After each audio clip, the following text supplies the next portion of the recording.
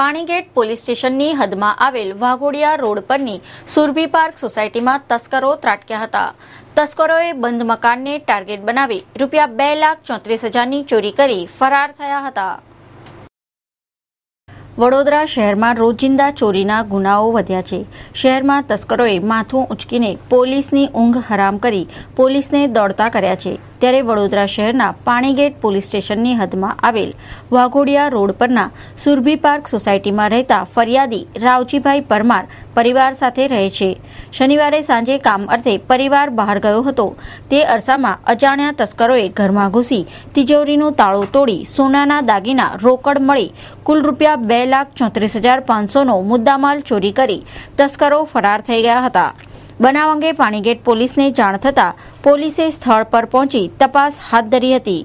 મળતી માહિતી પ્રમાણે જે ઘરમાં ચોરી થઈ હતી એ ઘરમાં છેલ્લા 10 દિવસથી કલરકામ ચાલતું હતું, જેથી પોલીસને શંકા જતા કલરકામ અર્થે આવનાર કેટલાક કલરકામ કરતા કારીગરોની પોલીસે પૂછપરછ અર્થે તેઓને પોલીસ મથકે લઈ ગયા હતા।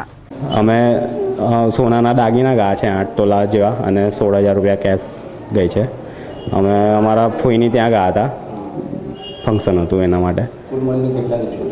ટોટલ 2.5ની આસપાસ હશે। હા, એ અમારા અત્યારે ફર્નિચરનું કામ ચાલી રહ્યું છે અને એના માટે કલર કામ માટે 4 વ્યક્તિ આવતી હતી। અમને એના ઉપર શંકા છે અને એમને અત્યારે કસ્ટડીમાં પણ લીધેલા છે।